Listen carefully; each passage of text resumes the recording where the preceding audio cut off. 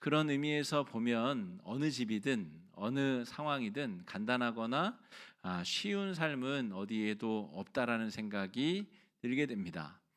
우리 아이가 10살인데 10살짜리는 10살짜리 나름대로의 고민도 있고 갈등도 있고 어려움도 있고 헤쳐나가야 될 여러 과제들도 존재하는 것이고요. 20대, 30대, 40대 또 인생의 모든 지혜를 다 깨달은 것처럼 여겨지는 우리 어르신들에게도 그 나름대로의 고난과 역경과 기도 제목이 있다는 거죠. 그 어디에도 간단하고 쉬운 인생은 없다라는 것, 우리가 그런 것들을 다시 한번 깨닫게 되는 이 즈음입니다.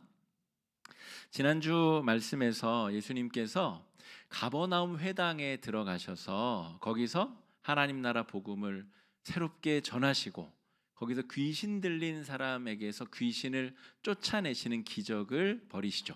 그게 바로 안식일이었습니다. 유대인의 안식일은 금요일 해질 때부터 토요일 해질 때까지 약 24시간을 말하는데 그 기간 동안에는 아무것도 행위를 하거나 일을 하면 노동을 하면은 안 됩니다. 다만 회당에 가서 랍비의 가르침을 듣거나 율법을 암송하거나 율법에 대해서 해석을 배우거나 그런 것들은 가능하지만 나머지 행위는 불가능하다는 거죠. 그런데 예수님은 가버나움 회당에서 해서는 안 되는 노동을 하셨죠. 어떤 노동을 하셨죠? 귀신을 나오라고 명령하고 귀신을 축출하는 노동을 하신 거죠. 그러니까 그 행위 자체가 예수님이 평범한 인간이 아니라는 것을 드러내 주십니다.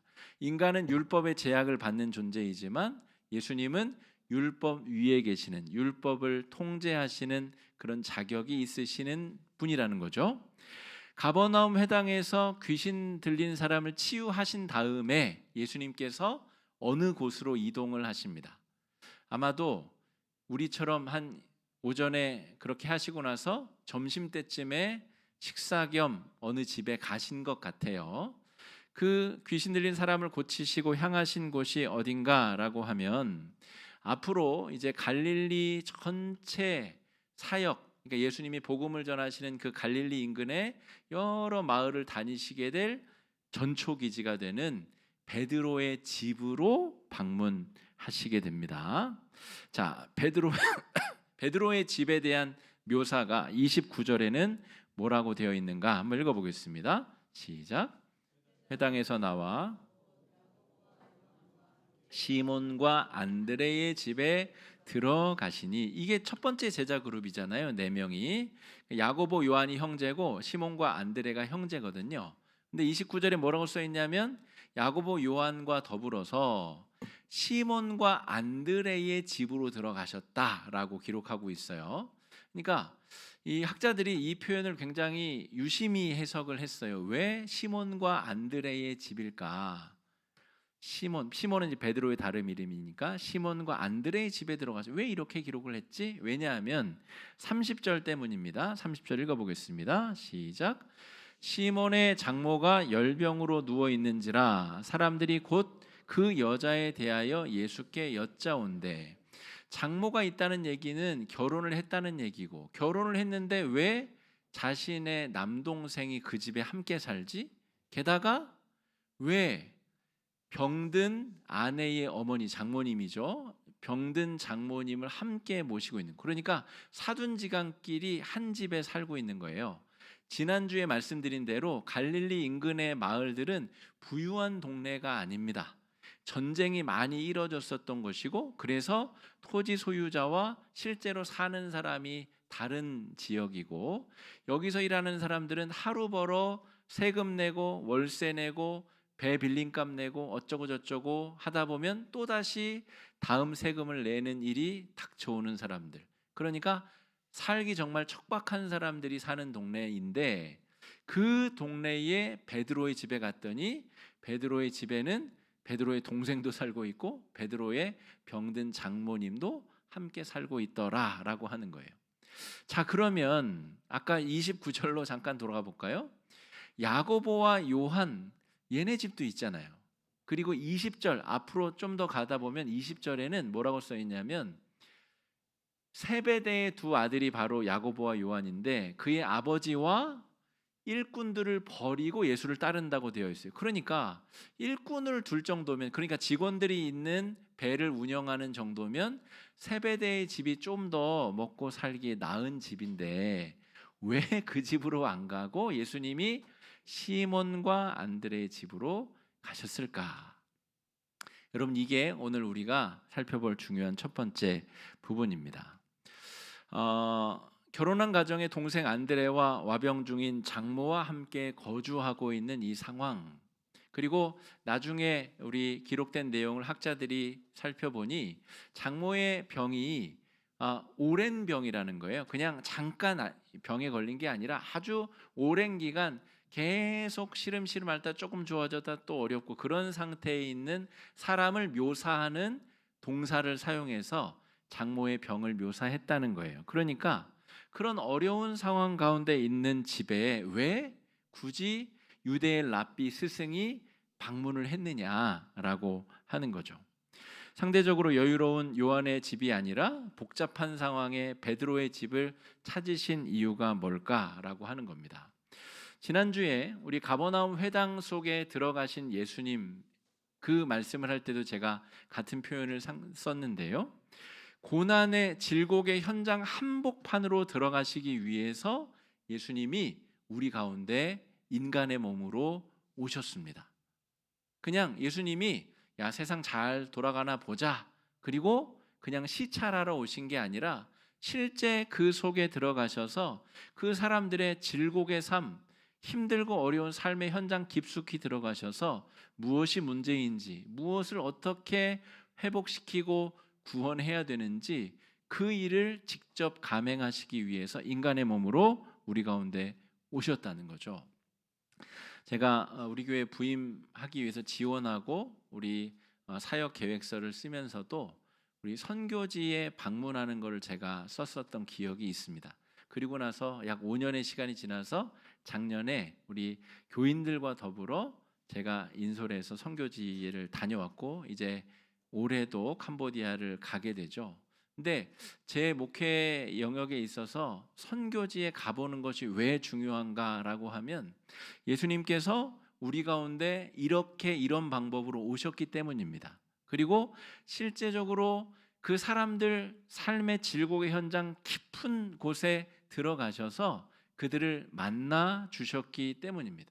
그러니까 우리가 선교 헌금으로 얼마씩 내고 선교지를 위해서 잠시 기도하는 정도에서 멈추는 것이 아니라 적어도 내가 주님 나라 가기 전까지 내가 속해 있는 교회 공동체가 돕고 후원하는 선교지에 내가 내 발이 가서 닿아보고 그 공기를 마셔보고 선교사님들이 무슨 고민이 있고 왜 거기서 그렇게 땀을 흘리는지를 직접 호흡하고 경험하고 느끼고 올 필요가 있는 거죠. 그래야 내가 그곳에 기도하고 헌금하는 태도가 달라지고 그 마음이 변화되고 그런 경험이 바로 우리 교회 공동체에 활력을 불어넣고 살릴 수 있다라고 저는 생각하기 때문입니다. 그래서 정말 나라가 두 쪽이 나지 않는 이상 내년에도 다른 선교지를 갈 계획이고요. 힘들고 어렵더라도 그 일을 중점적으로 하려는 이유가 있습니다. 여러분, 올해 우리 캄보디아에 갈 분들은 다 정해졌기 때문에 함께 하지 못하시더라도 여러분 오늘 집에 가셔서 다 창고도 여시고 집안 정리하셔서 쓸모 있는데 나에게는 덜 필요한데 선교지에 가면 꼭 필요할 것이 있다면 여러분 잘 준비해 주셔서 내주시면 좋겠습니다. 우리 오늘 항존직 선거도 있는데요. 여러분들의 후보를 게시를 했기 때문에 그 가운데는 나는 이거 할 만한 상황이 못 돼, 나는 어려워, 이런 분들도 계시고 어떤 분들은 뭐 저에게 그런 내색을 하는 분들은 없지만 나는 꼭 돼야 돼, 이런 분들도 있겠죠. 그런 여러저런 상황이 있습니다. 그런데 교회가 이제 일꾼이 필요한 상황이 돼서 하나님께서 목회자와 당회에게 일꾼을 세울 계획을 주시고 우리가 그렇게 이 항존직 선거를 진행하고 있는데 사실은 하나님께서 내 상황을 어떻게 알아? 하나님이. 여러분 우리가 어떻게 그렇게 말할 수 있어요? 오늘 본문에 보면 예수님이 요한의 집이 아니라 그 복잡한 사돈끼리 같이 살붙이고 살아야 되는 그 집안 속에 들어가셔서 밥 좀 내오너라 이렇게 얘기하셨다는 거예요.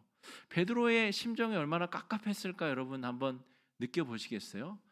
우리 집 좀 그런데 우리 집 지금 장모님 누워 계시고 지금 내 동생도 있고 막 상황이 어려운데 왜 하필 우리 집에 가서 밥을 먹자고 그러시나.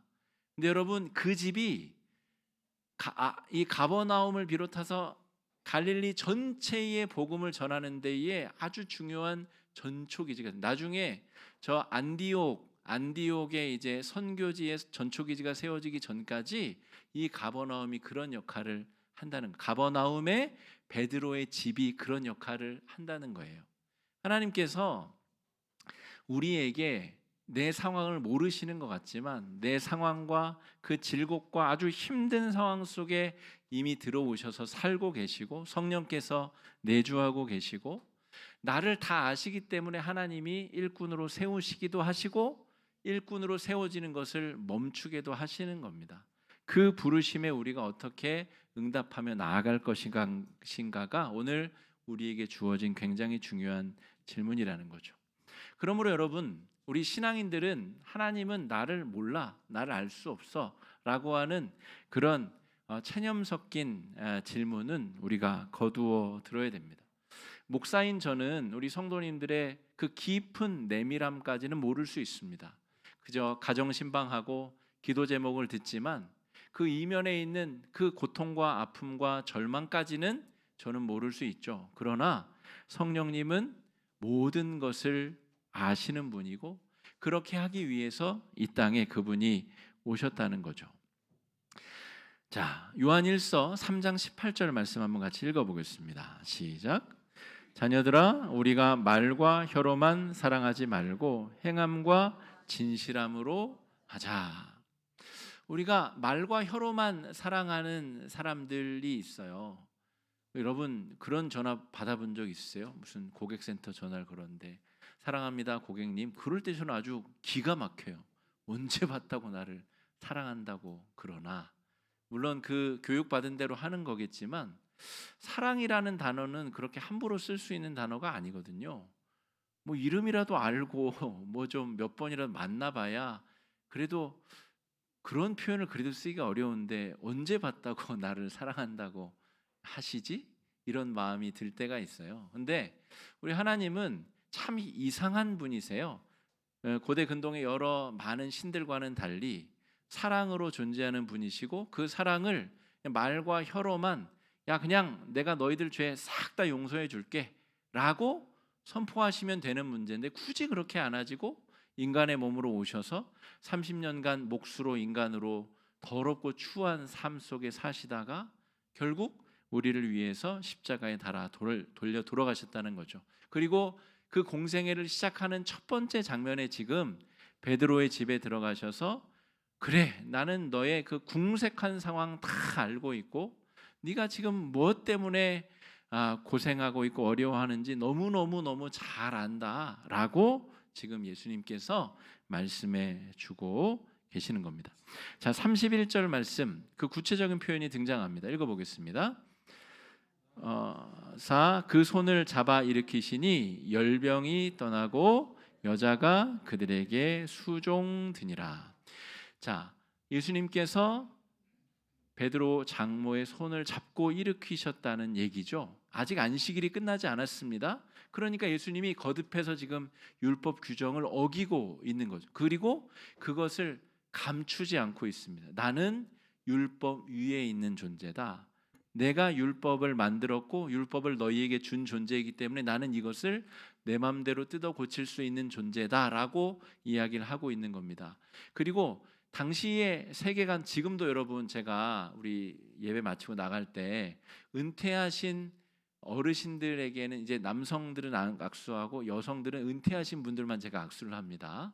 근데 2024년도에도 그래요. 요즘에도 남녀가 손을 잡는 게 그게 쉬운 일이 아닙니다. 그런데 지금 예수님이 병든 여인의 손을 붙잡아서 일으켰다는 것은 문화 충격적인 장면입니다. 그걸 목격하고 있는 사람들은 예수님 왜 저러지? 저 유대의 랍비 선생이라는 자가 왜 저러지라고 생각할 정도로 굉장히 이상한 일이 지금 벌어지고 있는 겁니다. 예수님이 이 일을 하기 위해서 오셨고 우리 속에 들어오셔서 그 더러운 거 다 뒤집어. 여러분 지금 예수님이 여러분 집에 가신다고 한번 생각해 보세요. 거부할 수 없기 막을 수 없이 오신다고. 지금 집에 가면 난리 났는데, 걱정 큰일 났는데, 지금 미리 예고를 한 달 전에 해주셔야 준비할 텐데 큰일 났네. 그런 분들이 얼마나 많아요. 그런데 예수님이 지금 다짜고짜 들어오셔서 지금 그 깊은 고통과 슬픔을 다 만나주시고 손을 붙잡고 일으켜 내셨다는 거죠. 굉장히 중요한 상징성이 있는 그런 행동이라고 볼 수 있습니다. 왜냐하면 오늘 말씀에 보면 해가 진 다음에 모든 병자들이 예수님께 몰려왔다라고 기록되어 있어요. 왜냐하면 해가 지기 전까지는 안식일이 끝나지 않았기 때문에 사람들이 이동의 자유가 어렵고 그래서 병자들이 예수님 앞에 나오지 못한 거예요. 그러자 해가 지자마자 안식일이 끝나자마자 예수님 앞에 사람들이 모든 병자들이 다 나온 거죠. 왜요? 방금 회당에서 귀신 들린 사람 쫓아내셨죠. 또 앞에서 대기하고 있는 사람들의 소문에 의하면 베드로의 장모의 병이 나았다고 소문이 들리죠. 그러니까 해가 지자마자 사람들이 구름처럼 예수님의 계신 곳으로 몰려들었다는 것입니다. 여러분, 안식일이 끝나지 않아서 예수님 앞에 나오지 못했던 사람들의 마음이 바로 저와 여러분의 우리의 상황이라고 볼 수 있습니다. 우리는 여러 가지 이유로 하나님의 은혜의 보좌 앞에 나아가는데 걸림돌이 존재합니다. 난 좀 요즘에 너무 바빠가지고 내 교회 다니더라도 이번 프로젝트 좀 처리하고 올 가을쯤에 제가 나가겠습니다. 제가 지금 이런저렇게 주일에 해야 될 일도 많고 캠핑도 다녀야 되고 낚시도 가야 되고 골프도 쳐야 되고 내가 너무너무 주말에 바빠서 예수 믿을 시간이 없습니다. 여러분, 그게 뭐가 됐든지 간에 여러분, 우리가 예수의 그 은혜의 보좌 앞에 나아가는데 걸림돌과 장애물들이 존재한다는 거죠. 여러분, 그러나 예수님은 그 모든 것을 한 번에 다 깨뜨리시고 무너뜨리셔서 우리 안에 들어오셔서 우리의 손을 붙잡고 일으키시는 분입니다. 제가 우리 교회에 담임 목사로 부임한 게 한국 나이로 43살이니까 만 나이로 치면 41살 정도 됩니다. 그러니까 너무 어린 나이에 제가 담임 목사로 부임을 한 거죠. 그래서 제 스스로가 자격지심이 들어가지고 뭔가 제가 설교를 하거나 말할 때 굉장히 큰 자격지심, 스스로의 걸림돌이 있었습니다. 지금은 5년 정도 지나서 많이 자유로워졌고 지금은 제 또래의 동료들이 많이 담임 목사로 나가고 있기 때문에 지금은 한결 자유로워졌지만 아무도 뭐라고 하지 않는데 제 스스로 장벽이 있고 걸림돌이 있는 거죠. 여러분, 이런 것들을 더 자세하게 예로 들면 수백 가지, 수천 가지 이야기를 들 수 있습니다. 몸의 장애, 결혼했다 이혼하신 분들, 형제가 어떻게 어려움이 있는 분들, 가족 중에 감옥에 다녀오신 분이 있는 분들, 여러 가지 이유로 말도 안 되는 이야기로 자기 스스로 장애물과 걸림돌을 만들고 그것을 앞에 두고 예수님의 부르심과 초청 앞에 나아가고 있지 못하는 우리들의 모습이 바로 이 장면에서 목격하고 있는 해가 지기만을 기다려서 예수님 앞에 나오도록 지금 기다리고 있는 병자들의 모습이다. 아무도 맡고 있지 않는데 율법 규정만 맡고 있는 거죠. 근데 예수님은 그 율법 규정이 너와 나 사이에 이제는 더 이상 의미가 없다라고 오늘 말씀에서 몸으로 온 삶으로 선포하고 계시는 겁니다. 35절 말씀 한번 읽어보겠습니다. 35절입니다. 시작. 새벽 아직도 거기서 기도하시더니. 여러분, 뒤쪽에 보면 기도하는데 37절에 보면 제자들이 예수님을 부르러 옵니다. 예수님 고쳐달라고 기다리는 환자들이 많아요 라고 기도하라고 나간 예수님을 부르러 와요. 이 말은 무슨 말이에요? 여기에 지금 무슨 간극이 있어요, 여러분? 밤새 못 주무셨다는 거예요. 밤새 사람들 고쳐주고 사람들 이야기 들어주고 그러느라고 밤새 잠을 못 이루신 채 지금 기도하러 가셨다는 겁니다. 자, 여러분, 예수님께서 이 새벽 미명에 기도하러 따로 자리를 마련하신 이유가 무엇일까? 그럼 생각해 보면 예수님이 이 땅에 오신 이유를 다시 한번 분명하게 하기 위한 자신만의 시간을 가지신 것입니다.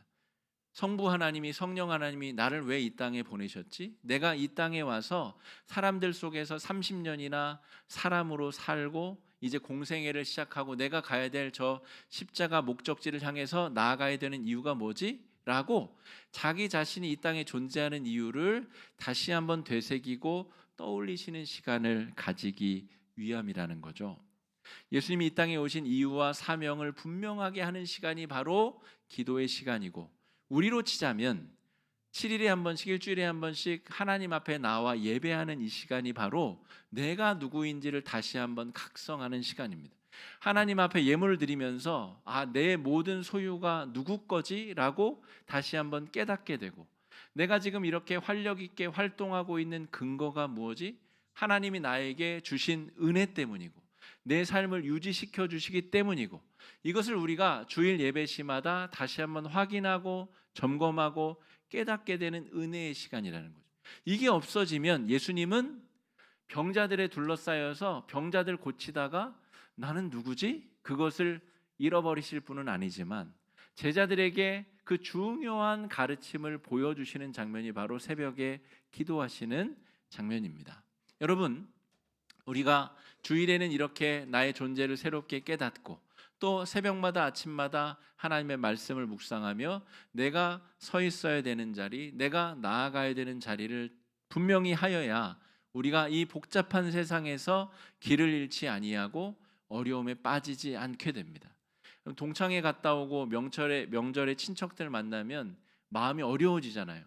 누구 집 아들은 대기업에 취직했다더라, 승진했다, 그런 얘기 들으면 우리 집에 있는 자식이 비교되고 속상하고 화나고 그러잖아요. 여러분, 어제까지 괜찮았는데 동창회 갔다 왔는데 기분이 나빠지는 이유가 뭐예요? 내가 누구인지 중심이 흐트러지고 잊어버리기 때문입니다. 그런데 오늘 예수님은 많은 병자들 가운데 둘러싸인 채도 분명히 자신의 기도 시간을 확보하시고 내가 누구인지 왜 여기 서 있는지를 분명히 깨닫는 시간을 가지신다는 거죠. 그래서 37절에 제자들이 예수님을 만났다는 얘기입니다. 만나서 이르되 모든 사람이 주를 찾나이다. 주님, 다시 가셔서 줄 서 있는 환자들 고쳐주셔야 됩니다. 그러자 예수님께서 이 이야기를 듣자 뭐라고 얘기하는 줄 아세요? 38절 한번 보겠습니다. 제자들은 지금 가서 병자들 고쳐주십시오라고 얘기를 했어요. 그런데 예수님이 뭐라고 얘기하냐면 38절입니다. 시작. 이르시되 거기서도 전도하리니 내가 이를 위하여 왔노라 하시고, 지금 그 집안에 들어가서 줄 서 있는 사람들만 고쳐야 될 게 아니라 예수님이 이 땅에 오신 이유는 본질적으로 영혼을 구원하는 일이라는 거예요. 그리고 그 과정에 사람들의 질병을 고쳐주고 귀신을 쫓아주는 과정은 그 과정 가운데 있는 수단이라는 겁니다. 이걸 분명히 해야 됩니다. 여러분, 오늘 우리가 항존직 선거를 하게 되는데 교회 안의 직분은 교회를 원활하게 잘 돌아가게 하기 위한 수단입니다. 그러니까 장로, 권사, 안수집사 이런 것들은 그냥 수단이지 그거 자체가 목표가 되는 순간 반드시 탈이 나게 되어 있습니다. 그것을 목적으로 해서 신앙생활을 하는 사람은 반드시 문제가 생깁니다. 수단이라는 거죠. 수단이 무엇이고 목표가 무엇인지를 분명해야 예수님이 지금 베드로의 집에도 환자들이 있지만 내가 다른 동네에도 가서 여러 곳에서 생명의 복음을 전하고 그곳에서도 하나님의 살아계신 복음을 내가 전해야 되겠다라고 말씀하고 계시는 거죠. 병고침 자체가 목적이 되는 순간 신앙생활이 기복주의적으로 바뀌게 됩니다. 여러분, 우리가 오랫동안 기도했는데 하나님이 안 들어주시는 경우도 있잖아요. 그 기도 자체가 목적이라면 이것은 낭망하고 좌절하고 종교를 바꿔야 될 일이죠. 열심히 기도했는데도 왜 안 들어줘요? 그 목적 자체가 내 기도 성취가 목적이라면 종교를 바꿔야 될 일입니다. 그러나 우리는 하나님의 자녀로 부름을 받고 하나님의 자녀로서 능력 있게 살아가는 것 자체가 목적이기 때문에 그 기도 제목이 서로 이루어지지 않아도 우리가 하나님을 향한 우리의 인생의 목적과 방향은 흐트러질 수 없다라는 것입니다. 그래서 예수님이 거기서도 전도하리니 내가 이를 위하여 왔노라 라고 선포하고 있는 겁니다. 여러분, 복잡다단한 이 세상 속에 우리가 하나님의 임재를 경험하고 하나님의 은혜를 누리며 살아야 되는데, 여러분, 내가 누구인지를 잃어버리면 하나님이 어디 계신지도 잃어버리게 되고 내 삶의 방향과 목표를 상실해 버리게 됩니다. 삶의 의미와 방향을 잃어버리기 너무 쉬운 세상을 우리가 살아가고 있는데, 우리는 무엇을 바라보며 어디를 향해서 나아가고 있는지를 다시 한번 말씀 안에서 분명히 깨닫는 은혜의 시간이 되기를 바라고, 지난 주 중에 낙담하신 분들은 주일 예배를 통해 다시 새 힘을 얻으시고, 지난 주 중에 교만에 빠지고 정말 자만에 빠지신 분들이 있다면 이 주일 예배를 통해 겸손한 마음으로 청종하시고 하나님의 능력의 부르심에 순종하시며 다시금 하나님의 거룩한 자녀로서의 삶을 회복하시는 오늘 예배가 되시기를 축복합니다. 하나님 앞에서 내가 누구인지를 발견하고 나를 향한 하나님의 깨달아지는 은혜 한 주를 보내시기를 주의 이름으로 축복합니다. 이 시간에 말씀 의지해서 함께 기도하겠습니다. 기도할 때에 하나님, 오늘 가버나움 베드로의 집에서 행하신 그 은혜의 역사가 우리 안에서도 이루어지게 하여 주시고, 남들은 아무도 모르는 나의 그 정말 절박한 질곡의 삶의 현장 깊숙이 들어오셔서 회복시켜 주시고 고쳐주시는 하나님의 은혜를 경험하게 하시고, 나를 향한 하나님의 뜻이 발견되어지며 새로운 은혜를 경험하는 은혜가 있도록 해달라고 이 시간에 함께 기도하며 나아가겠습니다. 기도하겠습니다.